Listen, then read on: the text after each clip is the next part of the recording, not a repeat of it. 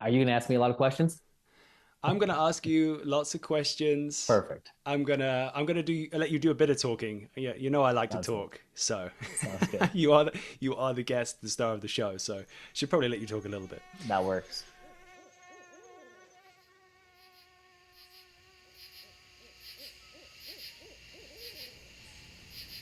Hello and welcome to another episode of the Wild Dispatch.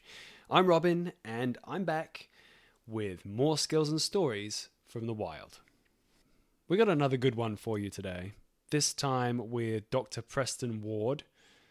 He's a man who has taken care of me a number of times, which is probably a strange thing to say, but it's absolutely accurate. He is a physical therapist based out of Utah. He actually has a whole practice with a number of physical therapists. And although he's based in Utah, he actually helps treat people all over the world for predominantly archery related issues. That's shoulder issues, back issues, wrist, all those kinds of things that are common with archers. Archer's elbow, I guess, is a thing. And over the past few years, he's also become one of the team doctors for USA Archery. So that's pretty impressive. And it sounds like he's having a great time traveling around to all sorts of places and helping, the country's best archers. So that's very cool. But his talents don't just stop there. He's also an incredibly talented hunter. And he has, I'm sure, more stories than we'll possibly have time for today of the amazing animals that he's managed to use his skills to get on the ground. Now, without any more waffling, let's get on with it.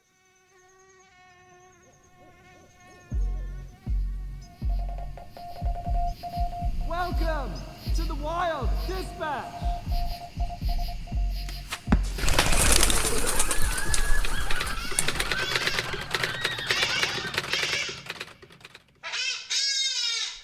Dr. Preston Ward, welcome to the show. Thank you. Thanks for having me on. I'm stoked to have you on board. Stoked to have you here.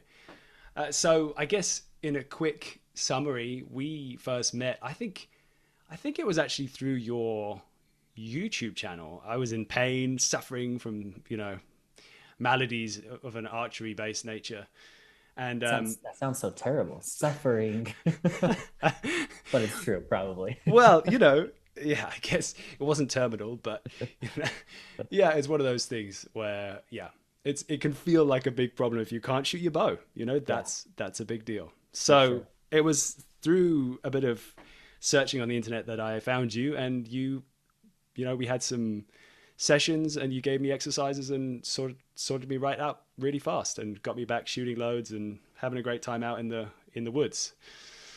So I guess what they did is that created the question in my own mind. I want to hear like your story. Like I'm so curious. You seem to have this amazing Venn diagram of two things that you're passionate about. Be it physical therapy, understanding the human body, and also being out in the wild, the wilderness, hunting, having amazing adventures. And I've seen some amazing adventures of yours on YouTube. So Yeah. I would love to hear the story of what started first, where they started to merge. Did you always think that they would be heading in the same direction or heading to connect? Or yeah, so start at the Yeah. beginning. Yeah, no, I will. I appreciate that. It's always fun to think about it. It's always fun to talk for me to talk about it because oh man, I've kind of always had that entrepreneurial mindset, I guess, that just even from when I was really young. And so how it all started, I guess, basically is going through graduate school here. I guess really what I should say is how it started and when it started was hunting from a super young Okay. age. Like I started hunting with my dad and stuff. It was kind of one of those traditions that I think you see that a lot now in the hunting world is where you have a lot of people who started hunting with their, grandfathers, their dads, their grandfathers. They started hunting with their grandfathers. And so it's just kind of this heritage that's been passed on. And I think that's why so many people are kind of flocking towards it. You see so many people jumping into the hunting world. But even now, somebody brought this up. One of my clients, he's like, I'm the adult onset Oh yeah. hunter. And I thought that was very interesting because I think you have kind of two different players, really. You have the adult onset people, and then you have also the ones that have been hunting for Yeah. their whole life. And I kind of fit that other bill where I've been hunting since like my earliest memories were me hunting with my dad and my brother. And, we have a bunch of horses and mules. And Amazing. so we'd be riding in and packing in. And I remember when I was, I think I was like 8 or 9 years old. And I just remember watching my brother and my dad go on these big pack trips to Colorado chasing OTC Oh, elk. oh, And my dad would sit me down and he'd say, "One day, son, you'll be able to do that too." And it was kind of like a rite of passage when I made it there and I got there and I ended up going and having so much fun. And I remember on this one trip specifically, um, going, and there was this a really really nice big 4 point mule deer that was like 80 yards away or something, yeah. like, and I just couldn't find it in the scope. And I'm like, I just can't find it. And so they're just like, shoot it. And I'm like, I don't know where it's at. And you Oh, know for how that is, sure. like if you've ever hunted with really young or younger novice hunters and stuff, there's just so many kind of nerves. And so it's kind of this rite of passage when I went there. And then I ended up shooting another buck there, and it wasn't anything crazy big, but it was a trophy to Yeah. me, and it was fun to have my dad there. And so that kind of was my journey of hunting, really, of kind of starting from a really young age. Yeah. I'll say kind of a fun story going along the same lines is the story of me becoming a bow hunter. So when I was about 15 years old, Okay. I ended up drawing a archery tag here in Mm. Utah. But the caveat was, I thought my brother and I, we thought we put in for what was the rifle hunt. We accidentally put in for, we missed the wrong number. Back then, you kind of clicked on some different numbers or even probably filled it out on paper.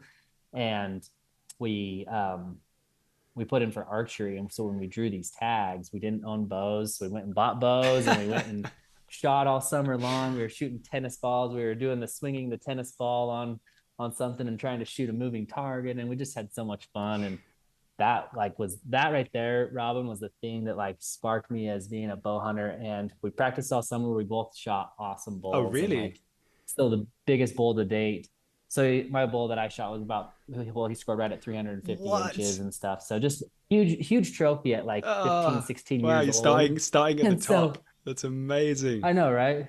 And so it was so cool. And so my passion has always been, um, really always been hunting, always been the outdoors. I think from a really young age, I got the archery Yeah. bug and the bow hunting bug. And then ended up going to school. When I was in school, it was kind of funny. My wife, she kind of joked, she's like, I did not know you were such a big hunter. And she didn't really, because we didn't really have the money going through grad school and everything like that to go on all these hunting trips. And as soon as I graduated and as soon as we kind of were established in our family a little bit more, I started doing these hunting trips. And she's like, man, I don't know if I like all this time that you're gone on these hunting trips. And I'm like, well, it's kind of what I've always done, really. And I've always had this passion. But then once I did graduate school and just studied the human body, like I decided, I just had that kind of mindset of like, I want to do my own practice. I want to start my own practice. And Okay. the idea came to me when I was at an archery shop. I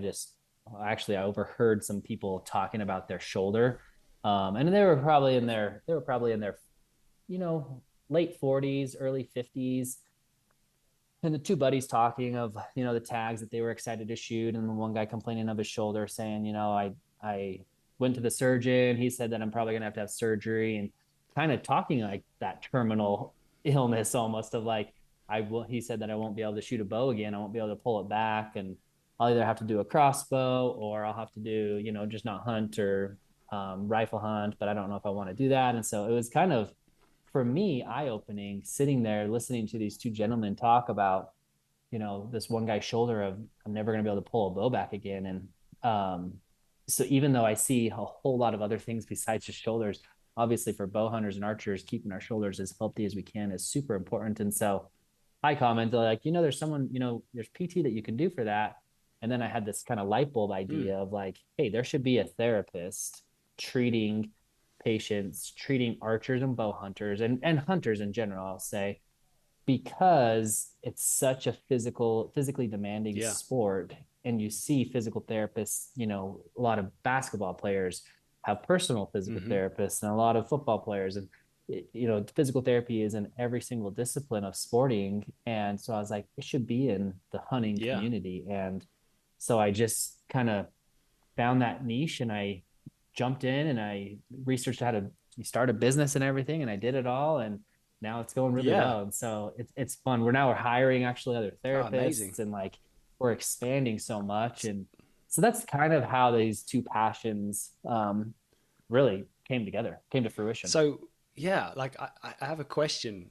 Did you always in your mind think that this was going to be a predominantly functioning kind of online and internet like physical therapy company? Because I guess in my mind, like I've had issues before, and I guess this is a common problem for anyone. Maybe not people who live in cities. I don't know, but like you're only limited to the specialists in your area, like traditionally, right? And so I guess creating this system that you have, this kind of service that is Mm-hmm. completely remote is Yeah. so good because it means that, whether I'm here on the west coast of America, whether I'm in South Africa or whatever, depending on time zones, obviously. But like if something's going on, then I know that I can check in with you and I'll have some good advice that's super specific for like archery, someone who knows how it works. Because I've had issues in the Mm-hmm. past with other, I mean, like, okay, Yeah. I don't mean to throw shade, but like I feel like sometimes when you're in a small town, you just people they haven't come across that problem Yeah. before. It's not No. familiar to them. Do you know what I mean? Mm-hmm. So Yeah. No, you bring up something really important about just choosing having access and then choosing providers who are specialists in your sport, right? Or your field of interest, yeah, I'll say. And that's what, so as far as that goes, before actually, so I started my practice in 2019, 20, I think we're going on 5 years okay, this year, and 2019. And immediately was jumping into kind of the virtual aspect of it because I was like, it's needed, and so many people were jumping on board and just saw how beneficial it was to treat that way. And then you'd have a few naysayers being like, oh, you can't do that as PT. It's so hands on, and even it is, but at the same time, like there's a lot of education, and the way that I treat is it's a lot of let's educate you, give you the right exercises, programs. Let's really do a good evaluation and tell you the whole story of what's going on. And then I'll give you options. And if we need to get you to someone to do some manual, or a lot of times I can teach other people how to do the manual therapy. But then COVID hit, and it was so interesting because there was this yeah. shift within the healthcare world of like, oh, you can't do online stuff. And then everyone was like, oh, of course you can do online stuff because they wanted to business for themselves as well, right? So then now we have this shift where Yeah, yeah. everyone's doing online work and it seems like nobody's in the office and everyone's at home. And so it's just such a um, feasible, I guess, practice. And the way that I've kind of modeled my practice around it is it's very doable, and it's very successful for or beneficial, I'd say, for individuals who have very busy schedules, who can't go to the office, who have, mothers, fathers who are taking care of kids, and they have so many things to take to run their kids to. They don't have time for themselves. And so to be able to do some online work is very beneficial. Yeah, it's been Oh awesome. yeah. And for sure, like having that flex, it's so good, Mm-hmm. right? Being able to code to your audience rather than them having to come to you. I'm curious, do you have many clients who actually come see you in person, like local clients? Mm-hmm. I guess there's a lot of I do, archers yeah. nearby. Yeah, I'm lucky I live in a state where in Utah here that is so inundated with, so in the mix of all the hunters and big companies and stuff, that I feel very fortunate that this is kind of where I call home and everything, and where we have our home office. And so our home practice. I do have roughly, I'd say it's about 30 it's about 30% of people that I see at our home office here. The other 30% would be traveling to people around. And so I do about, 60%, but then the other 40% or so is virtual and stuff. And so it is a very beneficial, or very, um, yeah, beneficial practice for other people across the country. What's cool recently is I've been able to work with a lot of over the last couple of years, really, is that I've gotten my name out there and everything, and a lot of word of mouth, which I really appreciate from other what I really appreciate from other people as well is just, referrals and stuff like that. And um, what I was going to say was I've been able to work with a lot of people from other countries and everything and stuff. And so that's been really cool to kind of grow, not just nationally, but now internationally and kind of globally. So pretty cool. That's amazing, dude. Yeah. Yeah. What's the furthest, like, most far away person that you've tutored? Does anyone spring to the top of your mind? Um, I'm trying to think of which country was further, but Oh yeah, I mean, this isn't a I geography don't even know. test. I know, right? Don't quiz me on my geography, but um, Denmark and stuff like that. It's been so areas over there in Denmark and Europe. Interesting. Yeah, so pretty neat that it's just growing that way. That's very cool. And I guess the other thing that's kind of curious, maybe it's just curious for me, but if I think of Denmark, I don't think of like there being a vast number of bow hunters there, because I've been to Denmark and it's pretty flat and pretty Hmm. open. But you Hmm. know what? They do actually have some small deer there, because I have a Danish friend who's like my fishing buddy, and he told me about Hmm. that. So are the people contacting you, are they hunters as well, or is it archers? Because I know that you have a lot of connections with competitive archery in itself as well. Yep. Yeah, I do a lot of work in the archery community, the competitive archery community. I do a lot of work within the adaptive community as well. So the para archers, Ah, um, disabled hunters, disabled sportsmen, people, individuals like that who have disabilities. And so that's always been a kind of a fun thing. That kind of dates back to really my sister. She had some disabilities. And so just kind of have this kind of preference towards individuals who have disabilities as well, and just providing opportunities for them, whether it be, hey, help me shoot a bow, I want to shoot a bow, or I want to go to these total archery challenge events or these 3D events. Like, how do you get me there when they're paralyzed from the legs down and stuff, yeah. or whatever it is and stuff. And so there's some so fun things like that that my practice has been able to do. And um so yeah, but to answer your question, yes, I do a lot of stuff with archers in general, but then also a lot of hunters. I'd say almost really about 90 people ask me this all the time. They're like, so do you only work with archers and bow hunters and hunters, we'll say? And I'm like, really 95 or 98% of my practice is all hunters. And so it's been pretty cool to see how, specific it is and how niche based it is. Yeah, that's great, man. Like, and also I have to say, I've recommended you to a number of people, and not just hunters as well. And it's there's real value in like having a physical therapist that you trust. Yeah, yeah, I guess, like, it's just so important, is it? Like speaking to someone, them just going like, okay, they just going to figure it out. They're going to figure it out, and whatever it is, with a bit of work, is going yeah, to get fixed.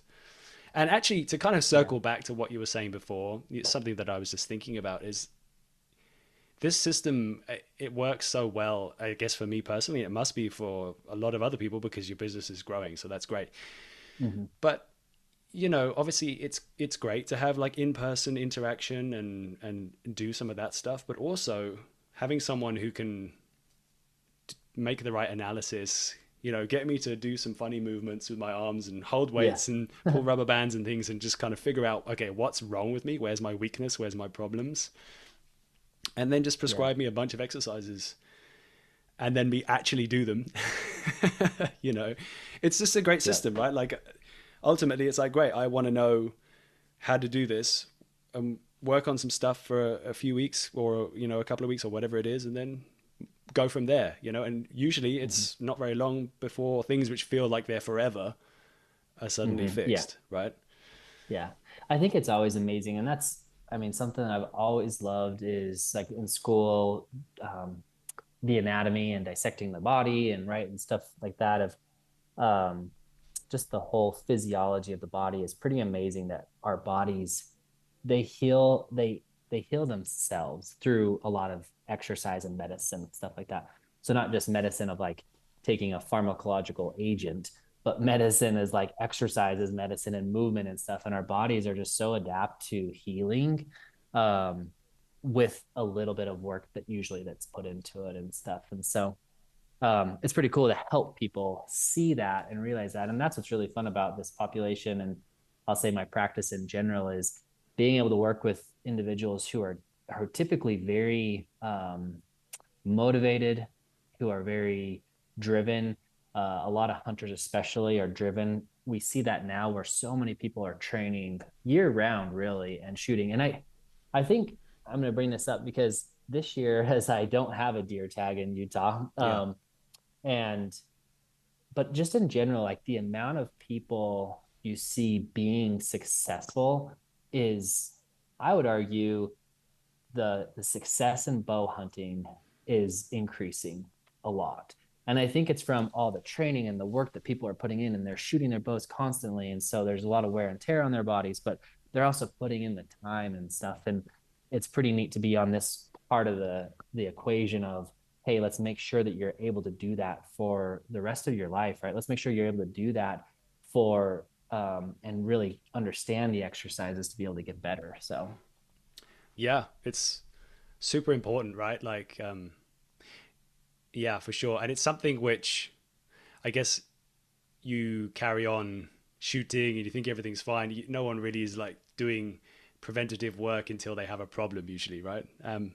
So I guess yeah, if there was, I mean, this is kind of your moment to preach to yeah, people, like what can exactly. people do? I mean, like on the counter side, you probably don't want people to be doing it too well because then you're not going to have as many, not as have as much business. But like, if there's things that people can Yeah. be doing, I know that there's a resource. Where do they need to go to see, like, I know you have some strengthening exercises, or is there a general idea about how often things should be done? Or like, in a nutshell, what do you think people can do? Yeah, it's a great question, and I always joke that my goal is to run myself out of business. If I could get everyone healthy and run myself out of business, that would be great.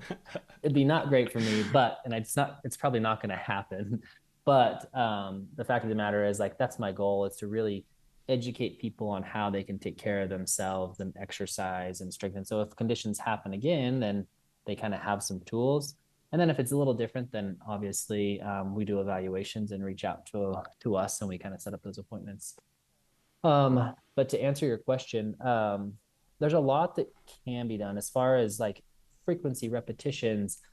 We see we see across kind of the spectrum that typically loading, whether it's muscles, joints, ligaments, any of those things. So load, our bodies respond really well to stress. And Okay. so there's a principle within the osteology, so bone world, as far as it's called Wolff's law.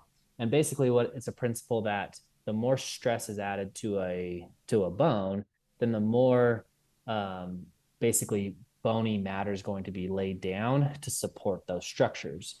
And you see that all throughout basically adolescence, growing up and everything like that. And so if someone's really stressing an area, then they'll put more bone matter there, they'll put more bone. And so I bring that up into, as far as the bone, the muscles and joints and ligaments as well, is that typically our bodies respond really well to load. Now, Hmm. sometimes sometimes what we do to our bodies is we provide too much stress or too much load too quickly, Okay. and our body can't necessarily keep up. So if you think about, for instance, shooting your bow, people who go out and shoot, especially gearing up towards hunting season, we're shooting a lot at these 3D events, everything else, but there's a lot of every year I get a handful of clients that are like, I just was busy with work, family, everything else. I haven't shot my bow. I went and shot over a weekend. I went and shot 3 or 4 or 500 Oof. arrows, and my shoulders are just destroyed. Well, what you did is you just exceeded those limits of basically failure for those tissues. So, can we basically give you some exercises and strengthen so that um, we prolong that failure rate? Well, yes, that's what preventative care looks like, right? That's why people are reaching out to me and getting these programs even in the off season, and even now, of saying, hey, I'm finishing up hunting season, or I'm starting hunting season, what can I be doing? And then we kind of train so that we can prolong those injuries. And then there's the people that obviously need the rehab. But anyways, I bring that up Hmm. because as far as things that you can be done, there's a lot of exercises. I have YouTube videos, my website, I've got a bunch of articles on there and links to them. So those are a good place to go to. Yeah. and then YouTube, my art, my Instagram. I do a lot of stuff on social media, mostly Okay, Instagram, cool.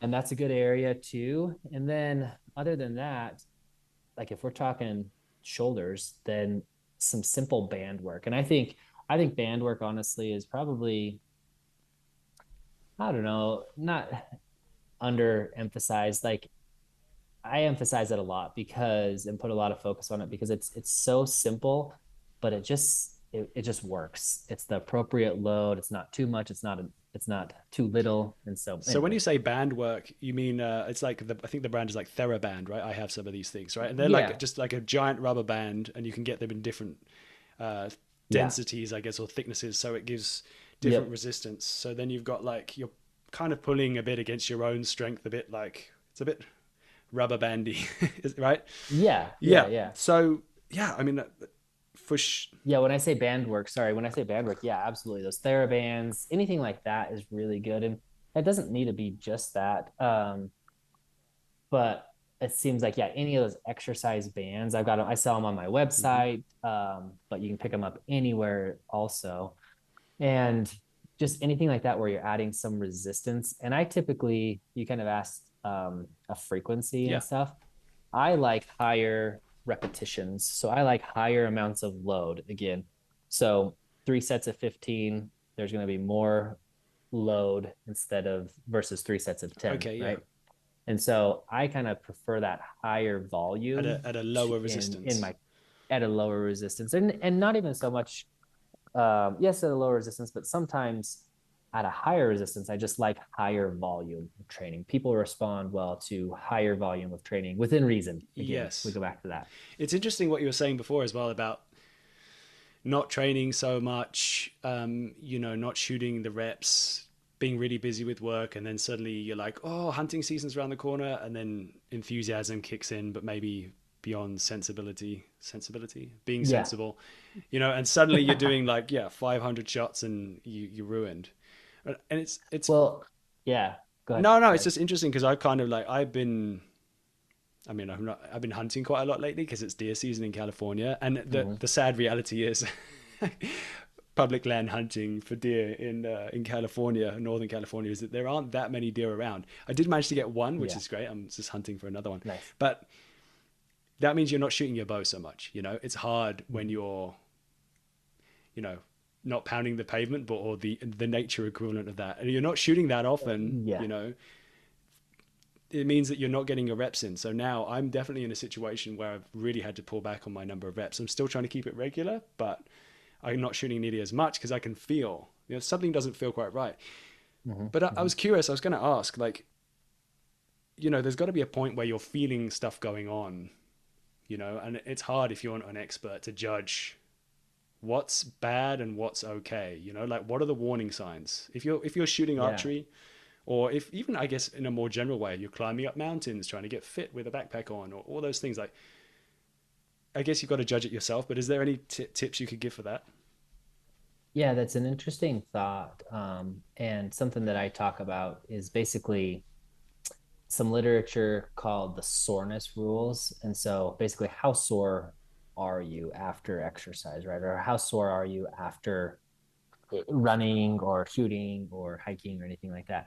And it says like if that soreness lasts, if there's a change of, we'll say, gait pattern or a change of your shooting pattern, if that soreness lasts, excuse me, 24 hours or longer, if there's some inflammation associated with it that you can see, then that's obviously you've kind of pushed into that threshold that's probably wasn't as healthy. And so maybe a little bit of rest is good, but I like to call it active rest, where you still need to be doing something, Okay.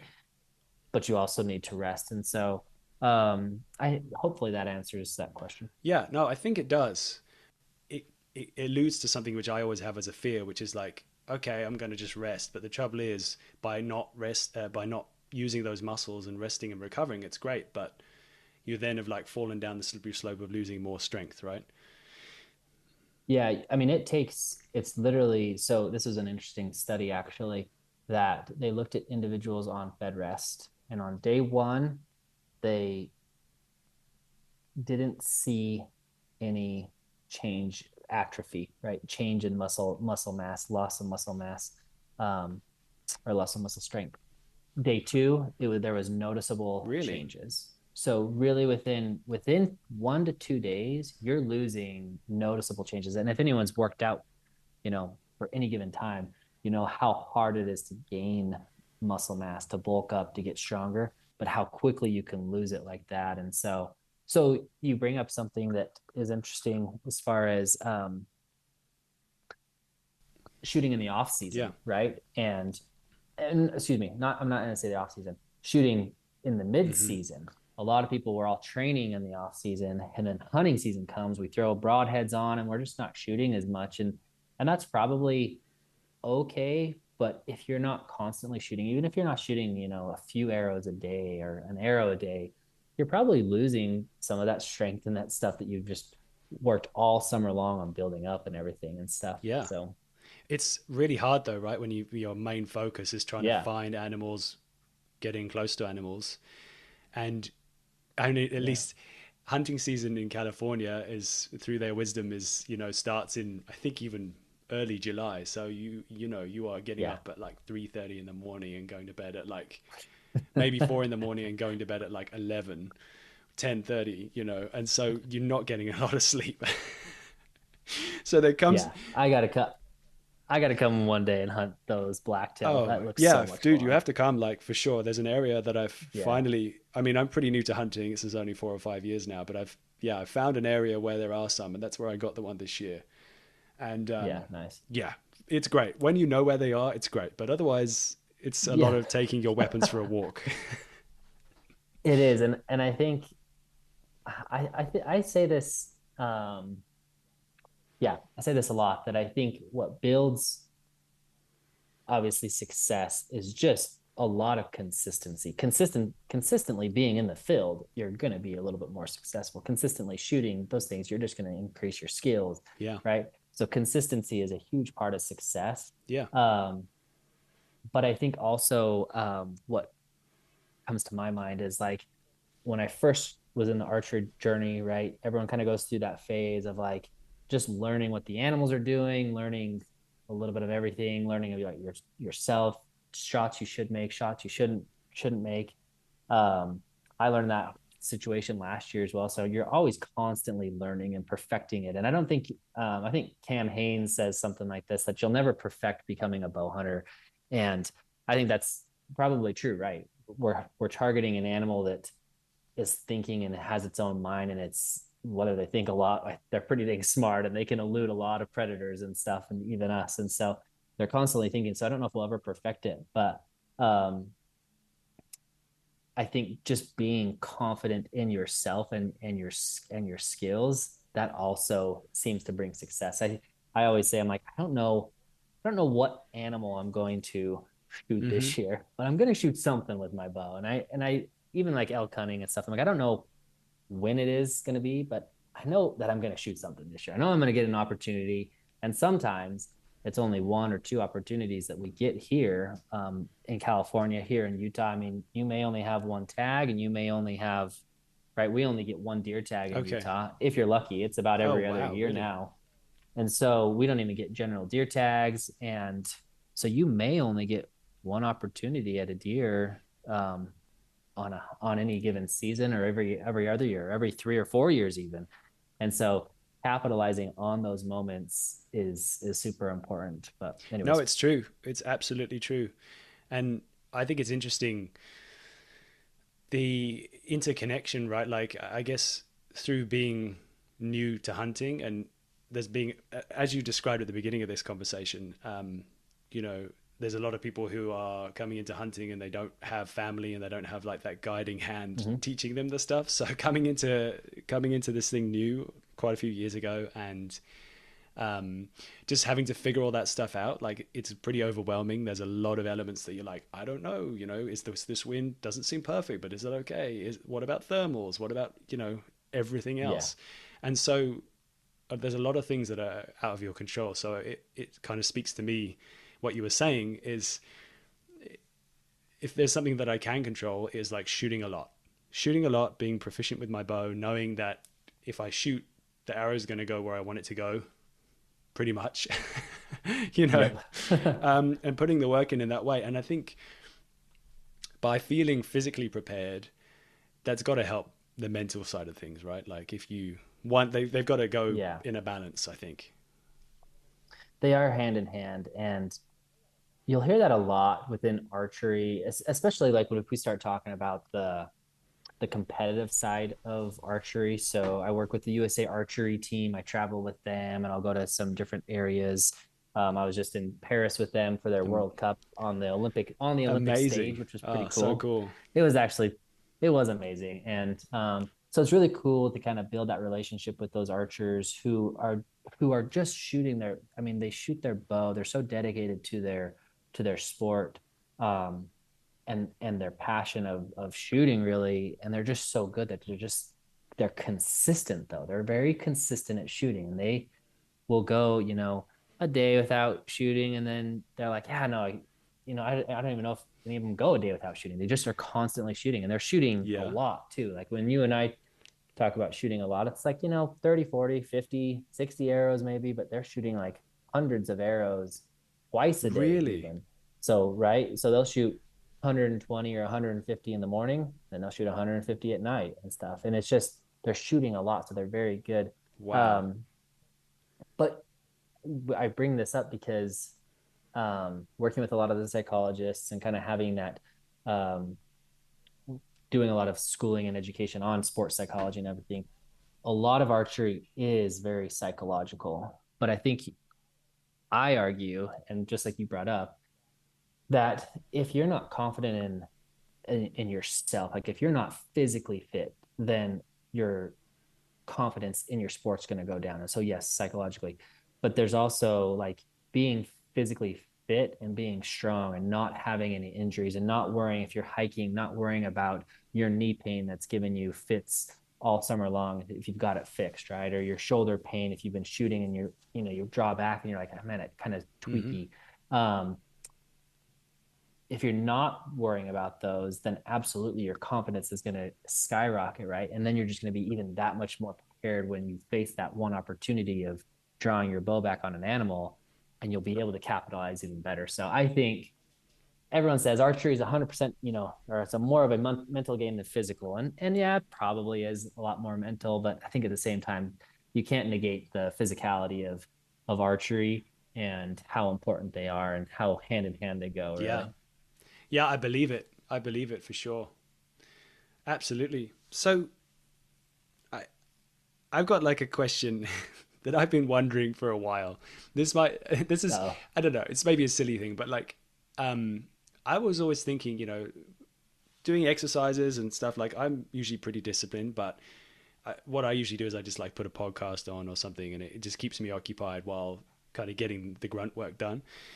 But are there other sports or like other things that you can do? Because I love sports, usually competitive sports, if I'm honest. But like, I love sports. And if there was something which is like, oh yeah, doing this other sport is going to be like a great way of creating strength in a way that helps prevent. I wonder, hmm, is there any sports that, I mean, I'm throwing you a curveball now. That's a clue. hmm. Yeah, you are. I there's no, I'm just joking. But you bring up a good point. Um, I think in general we look at if we look at like the literature of injuries and sport injuries specifically, people who focus specifically on one sport tend to have higher injury rates, tend to have higher burnout Mm, rates also. And so there's a thing called cross training, right? Or just taking a different sport, maybe in the off season, and focusing on that. And that's very healthy, especially a lot of the research is done in adolescence and stuff as they're growing up and their parents are pushing them into one sport. And they're trying to become, the yeah, next whatever, Tom Brady being yeah, professional, and yeah. those odds are just so Merciless. low. But anyways, the the point I'm bringing up is yes, cross training or finding a different sport is very helpful. Now, which one is it? I don't know. However, I will say that I don't know if there's a specific sport that like archery and something else should go hand in hand. I will say a lot of some of my clients and stuff, a lot of them, and this is a really popular sport right now, is Okay. jujitsu. And I think just talking about like jujitsu and watching a lot of these clients that I have doing that, and they're very very skilled bow hunters, but they're also just like they've got the mobility, they've got the physique, they've got the fitness level because jujitsu has just all those aspects Mm-hmm. to it, and the rolling, and so I think there's a lot of strength in it, there's a lot of power, there's a lot of stamina, and so it's from a whole body perspective as far as hunting goes. Jiu-jitsu seems to be like a really good sport Okay. to transition, not transition to, but to kind of use within the off season. So that's one. That's interesting. A lot of people though, I've got a bunch of clients that do CrossFit and they like CrossFit. Yeah. So maybe some CrossFits in Yeah. there. To a point. I've had a lot of stories of Yeah. people who like do CrossFit for a few weeks and then like, oh, back is wrecked or something happened because they're like, Yep. someone like I've never done CrossFit. This is a caveat. Like this is Yeah. pure Yeah. Yeah. prejudice perception, but like someone's screaming in your face to push harder. Maybe that's not the case, but Yeah. Yeah. Yeah. Yeah. No, yeah, there's been a lot of studies on that. And it seems like after like 3-ish, 4 weeks, people seem to have some injuries. But that's when going back to kind of those comments I made, I don't know, a few minutes ago about too much stress too soon. And so I think if you get some really good CrossFit coaches mm-hmm. and stuff and people who kind of understand that, and I think you're now seeing a lot more of that, um, those injury rates are going down where people don't seem to get as injured as often. But Yeah, anyways, it's definitely seems to be. If there's a message, it's like it's be humble. Don't listen to your ego, yeah, which is super yeah, hard. It's yeah, super hard. At probably least for me, it's hard. for sure, for sure. Okay, great. So yeah, I'm also curious. Like it's pretty hard work studying to become a doctor. And how did you find balancing your original passion of being out in the woods and having these amazing experiences, because they are usually, I mean, it's time consuming going out there, right? Like especially if you're like horse Mhm. packing into places, or either they mules or horses that you're using. We have I was going to mules. We have say all I mules thought that it looked actually. like mules. I So yeah, wanted to correct myself there. I don't want to like, yeah, yeah, use the horse term with a mule man. um yeah, exactly. Never do that. yeah, so how was that? Like, did you, I guess you had to make some sacrifices and you couldn't get out in the woods as much, or did you just, that's it, you still managed to get out there between? No, absolutely. You're absolutely right that I did have to make sacrifices, and I just basically didn't get out there as much. It was tough though. Like that's why I loved school. Schooling was great. I think schooling in general is an awesome thing. Higher education, learning, graduate school was awesome, but I didn't get out there, and so there were times that I would only be able to go. Um, yeah, for the opening weekend and not even take time off and stuff. And so I think that's what, as I was kind of going through, had the bow hunting bug, sparked at a really young Yeah. age. um there was so much time that needs to be to dedicated to archery that I just wasn't able to get into it as much, especially hunting. And so I'd go maybe one weekend, and that's kind of all I would get. Luckily, here in Utah, we have a season that's a little bit longer. It's called the extended season, that we can hunt elk and deer all the way till about December or mid-December Okay. even.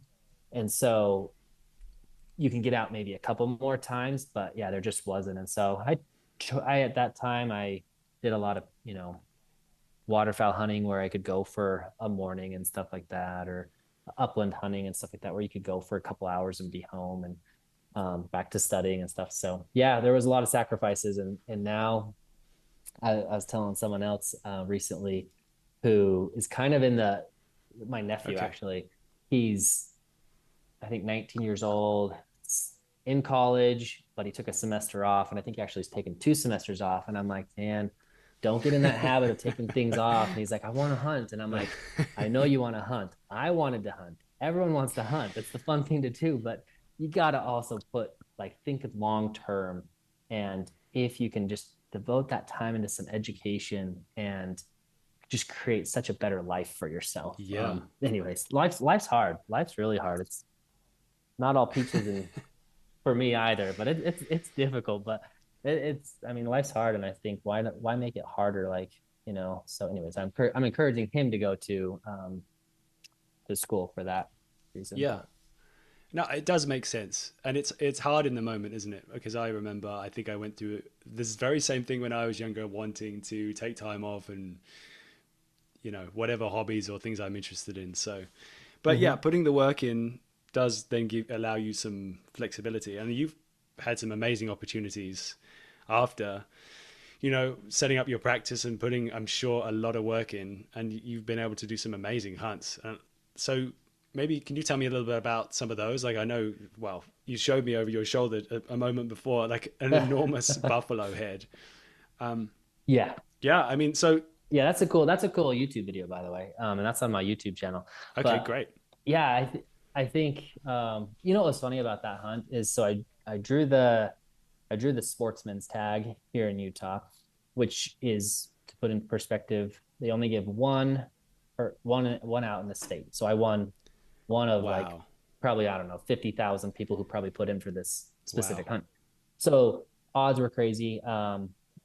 The the governor's tag, so the governor, I guess, we're not, I don't know if the governor, but they call it the Yeah. governor's tag, sells one. A lot of states do stuff like this as well. And that tag sold that year for $80,000. So I won an $80,000 hunt, which was pretty dang awesome. Wow. Um, and the season dates on it. So like my goal was to shoot a bow. Gosh, excuse me. My goal was to shoot a Yeah. buffalo with a bow. Okay. And this And tag wasn't archery only, was it rifle as well? so it was Oh any wow. weapon, any Okay. So weapon, you and it was chose the hard basically option. chose the hard option, of course. Yeah. Nice. So it was any weapon, and I was like, yeah, it's got to be done with a bow. And the season dates were actually 6 months long for this season, and so you had 6 months to hunt them. And I remember thinking like, oh my gosh, this is going to be glorious. This is going to be the best day. This is going to be the best season ever. I get to hunt for 6 months, Yeah. and then like did some scouting.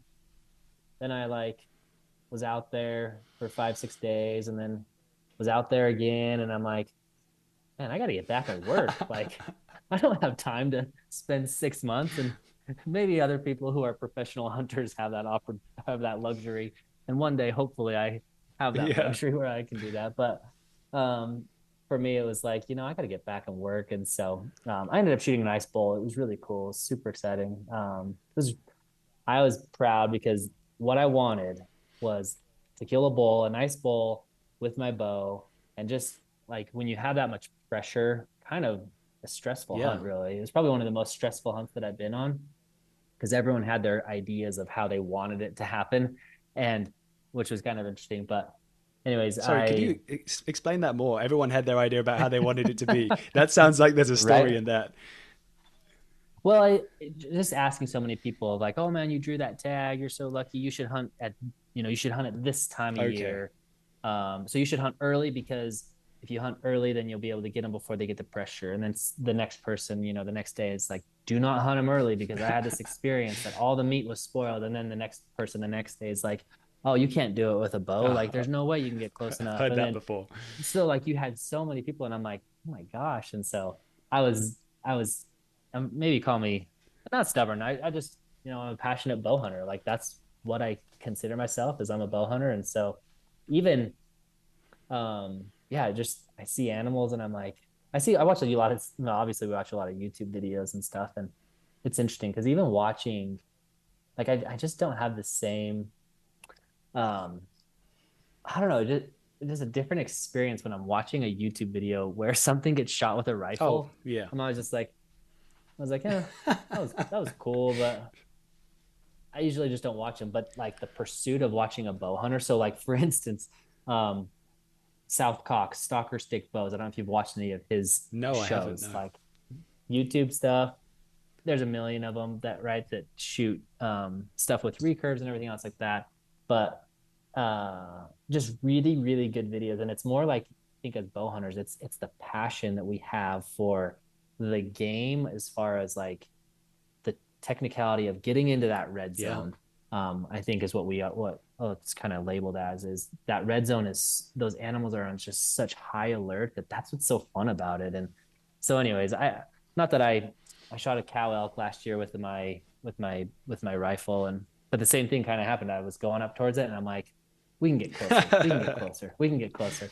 But nonetheless, I love bow hunting. But the buffalo was really cool, and what I was gonna say is I was worried that like right something was gonna happen, and that maybe it would take two, three, four arrows, or maybe there would be an arrow. I just was worried. I don't want an arrow sticking out of it and it running off and being suffering and things like that. And it was a 70-yard shot, and it went clear. It was a complete pass through at 70 Wow. yards, and it ran like 200 yards or something, and just was Wow. piled up. And so it was kind of cool. I mean, that was kind of a test to me practicing all summer and really putting a lot of work into my arrow setup, my bow setup, just like being proficient within my tools and everything. And it was so cool. That was Oh, just so and I much can fun. imagine the emotions that you feel in that moment, for sure. Like I mean, hats off to you. You're a man who can handle pressure for sure. Because if this is one tag in the whole state that's worth $80,000, and you're like, yeah, I'm Yeah, going to take a shot at 70 yards. Love it. I absolutely love it. Stones on this man. it was cool. It was awesome. Yeah, I'll say that I think there's nothing I can still honestly picture my arrow just I don't think there's anything like that moment that you draw back Hmm. on an animal on a lot of times. I'd say most of the time that you draw back on an animal, most of the times that I've drawn back on an animal, at that point, they're looking at you. Yes. And so you have seconds to The make. choice. And so Yeah. now you have someone staring at you. Your quarry is now looking at you, and you're like, I've got this choice. And just to be able to, I can still recall like watching my arrow just sail through the air and, and hit the target and hit not high on the body because you don't want to hit them on the buffalo Okay. high. Definitely not mid body, like on the lower quarter of where you want to hit. But it was like a perfect heart shot. And Amazing. it was just like, but I remember thinking like, you say stress, like, oh, I immediately like just collapsed and was like, oh my gosh, what a terrible shot. And like second guess myself. And anyways, it wasn't, but it's just, yeah, I think there's nothing like that. And you only get a couple opportunities like Oh, that for at least. sure. And did you see, you said it ran a couple of 100 yards and piled up. Did you Mhm. see it go down, or did it just disappear off into the nether? Yeah, it Oh, disappeared yeah. immediately. And then, like everyone fears, immediately started actually raining after that. And I'm like, oh my gosh, No. now a bad shot that I don't know if it was a bad shot. I think it was a bad shot and rain. I'm never gonna find this thing. And we walked right up to it. There was blood everywhere. It was cool. Wow. Yeah, that sounds hectic, man. That Oh, was fun. yeah. I mean, yeah, for sure. Like, it's funny you remind me. I've got a little story of like I can really. It's weird. It must be like when the adrenaline's pumping and you're in that moment of taking a shot, and you set up and everything. I feel like time goes slow in that moment, right? Like you see the Oh arrow yeah. fly slower than normal, and you're watching it. And I think I probably told you this story before, but yeah, last time I was in South Africa, I was hunting with a very talented guide who got me up. I think it was only 44 yards, maybe from like a massive impala bull. Impala are kind of like, I don't know, like a black-tailed deer kind of size around in these parts. Mm-hmm. They're not huge, but yeah, drawing back and everything feeling perfect in that confidence, like when a shot's feeling good, like you pull through the shot and it Mm-hmm. goes and it's flying, and in that moment everything felt great. Like I took the shot and I the same thing you described. I watched the arrow flying perfectly, just heading straight into the red zone. But then, to my surprise, the impala, which is I later discovered highly evolved through millions of years of being chased by lions and everything else mean and bitey there, it just like it didn't just jump the string, it like jumped, turned around and like ran away and was like fully gone. I had time in slow motion to watch that arrow fly, watch the watch the That's buck funny. drop, turn around, run, then look, and then or what had time to see the arrow then fly through the spot where it was. Like it was, yeah, it was an absolute punking. But That's so funny. yeah, I think those moments are like maybe it's better if it's not looking at me when I take the shot. That was my lesson learned. Well, you're absolutely right. And I think you learn, and I had that same experience, like I said, recently, or just barely, that I was hunting last year, a coos deer, so the small white-tailed Yeah. deer. And it was, I guess I learned that an animal with its head down shouldn't shoot at an animal with its head Mm. down, mainly because they'll jump that string, but as they do and they lift their head up, their back arches, so their ability to duck that string. So Oh, if their head's up and they're alert, then they can't drop. obviously drop as much. And so there's just little things like that that you learn over the years that I think are super important, that you see these people who are bow hunters, Yeah. right? You got your Brian Barney, Cam Haynes, all these people who are just very, very proficient bow hunters and have been doing it forever, are very successful because I think they learn those things as well along the way. And so it all comes with time. But even I mean, I'm learning, you're learning. I'm sure they're learning as well. I'm sure they make a mistake and they're like, dang it, should have made that mistake. Yeah. And it's also easy in the moment, when the pressure's on, and at least this is the case for me because I'm only a few years down in experience, but yeah, like you think everything is going right, and then there's something that was new that you learned the lesson, right? So I guess Mm-hmm. that was the thing I've been lucky about hunting in South Africa with, is that there's a lot more opportunities each day. If you're running around the bush, Yeah. you might get 5 or 6, 7 stalks, as many as that. It can be a few less, but yeah, it's a chance to Yeah. fuck up No. Yeah. Yeah. and Yeah. be Yeah. like, oh, No, I I think learned my that's lesson. that's I think that's critical for a lot of people. Now, why you're seeing so many people more successful too is people are just really uh jumping into hunting and archery and bow hunting, and they're finding those opportunities, those target rich environments. Texas is an example, right? Hawaii, Africa, where people can hunt a lot of animals year round or so. And it makes people good hunters because they can practice those skills Yeah. constantly. Yeah. I mean, it's definitely, I know that people have differing opinions. It's nice that you're so positive about a flood of new hunters coming in, because I have heard, I'd call it maybe the old guard Mm-hmm. thinking, which is like, oh, there's enough hunters, we don't need more pressure and all that kind of thing. So it's a bit of a balance. I know it does benefit you when there's new people coming into the into the archery world. Yeah. So, but I guess, I mean, For I've sure. maybe asked this a little bit before, but like you're saying, there's like brand new bow hunters coming in. Is there any like upfront advice? Like, say you're just getting into it, you are just about to buy a bow, maybe you just got a bow. You know, what would be things that you would say are really important? Like, I know for me personally, I'm like, you see, maybe you can't see because I'm on Zoom, but I'm a kind of a bit of a freak. I have like a 33-inch draw. But at the time, I Yeah. didn't know that that was important to have a draw length that was the right length. But is there anything like that that's good for people to know? Golly.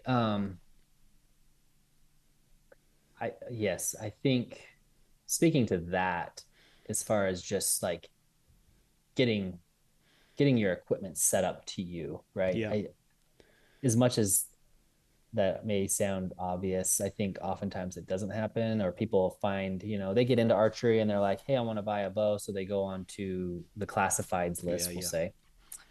And I think that's as good as that can be.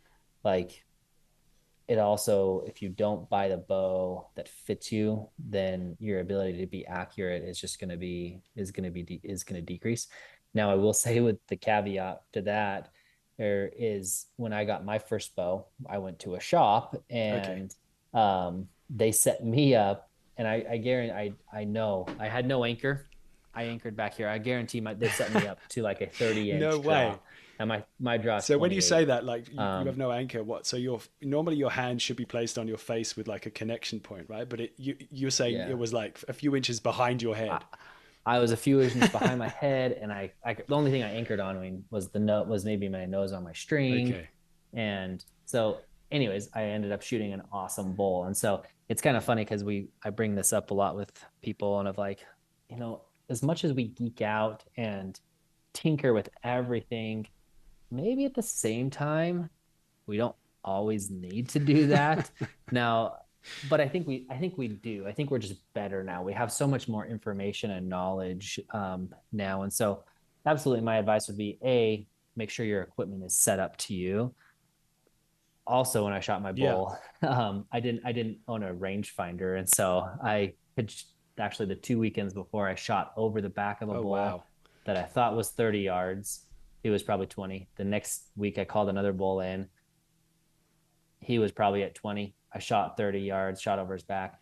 Then the last weekend, I'm like, just use your top pin, like just shoot 20 yards, and came in at 20. It didn't have a rangefinder. I shot at 20 and That's where he it died. was. So a little bit of luck there, I guess I'd say. But nonetheless, the moral of the story is, A, get your equipment. But then B, I think put in a lot of work to like thinking about longevity, right? Hmm. So keeping people healthy and active and exercising. And so within archery, absolutely, people should be doing, if they're getting into it, like it's so fun to shoot the arrows, but you also got to put the work in behind, you know, before you pick up that bow. And so maybe it's some mobility routines, right? So maybe you're working on mobility of your shoulders. Maybe you're working on grabbing the bands. You're doing some rows. You're doing some external rotation with the bands. You're doing anything like that to really build up those shoulders so that it doesn't hurt. I always say that archery shouldn't hurt. And so if it does hurt, and I'm working with a client that I just um, evaluated 2 days ago, and he's been shooting roughly a year and a half or 2 years now.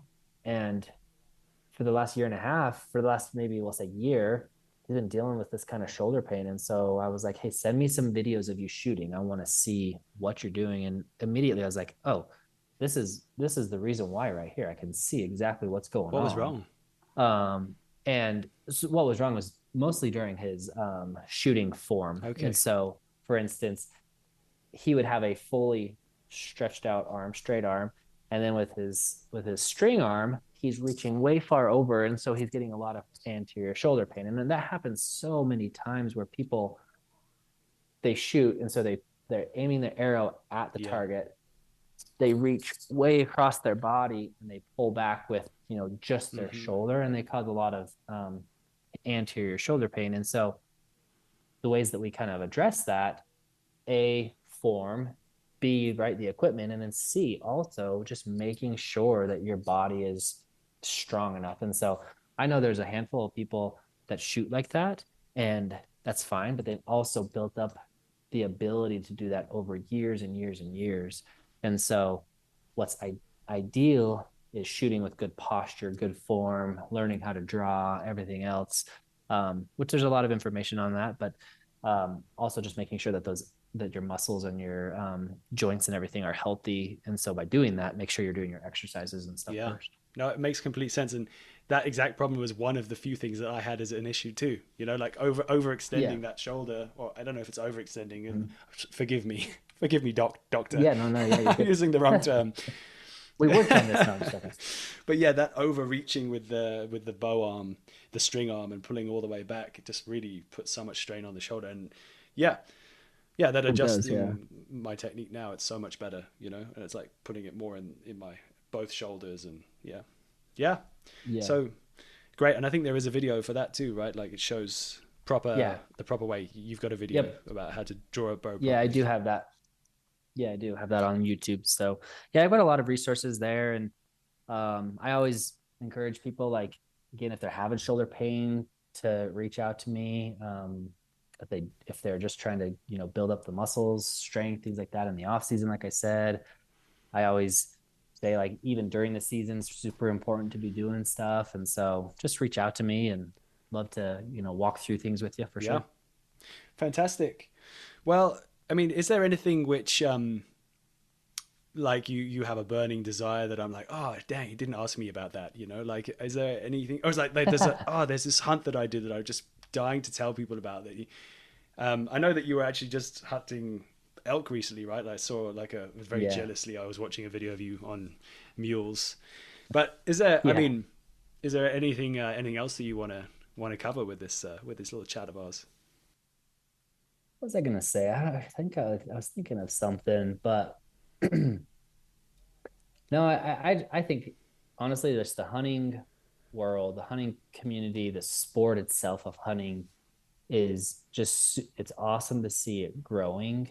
Um, and it's cool to be kind of at the forefront here of like, hey, let's help you with your form, let's help you with your technique, let's help you with your bodies and making sure that you're able to do this.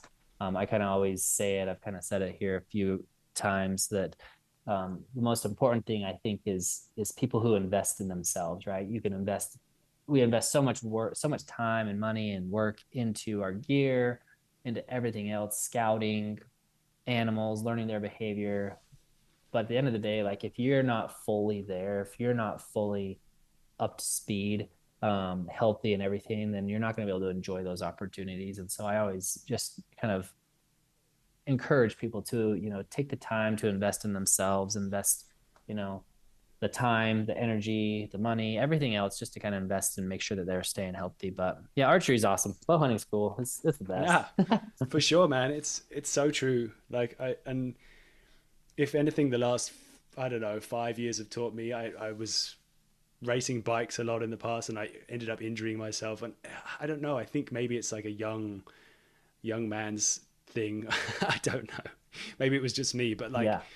learning to be a bit kinder to yourself rather than ignoring pain and not listening to your body and just smashing yourself with a hammer all the time. And yeah, like obviously you've got to push your limits and you've got to learn about those limits, but there's a point where you've got to be also aware of what's going on in your body and knowing the time and place to back off and when the time and place is to push harder. So yeah, for sure. Amazing. Thank you, Preston. That was Mm-hmm. so helpful. It was good. You answered a lot of questions that I had in bouncing around in my mind. So Well, I hope so. I enjoy doing these podcasts. And thanks so much, Robin, for having me on. This has been awesome, and hope some people can learn something yeah, about it. for sure, for sure. And good luck with all your future adventures and with the practice. And yeah, well, I'm sure we'll catch up soon. Yeah, we got some cool. I appreciate that. We got a little teaser. We got a cool project we're working on, which has been fun. We've been working on it for the last year. So the idea for the last Okay. year, and really with the last few months, been really cranking it out and some more content and some videos and stuff like that for people to help them out. Oh, So I'm pretty excited about it. But hopefully here, hoping to get it done.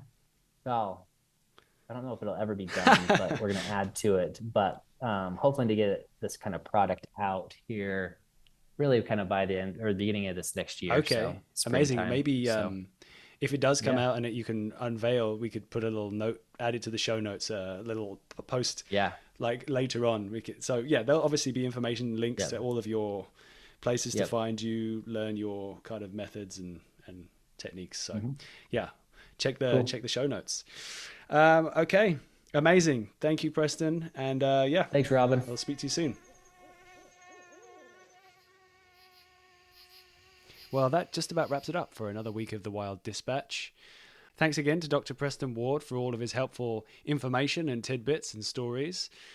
If you are looking to get more information on how to try and maintain strength and balance in your body for archery and other activities in the mountains, then Preston is your man. And you can reach him by going to mountainphysio.com. That's mtnphysio.com.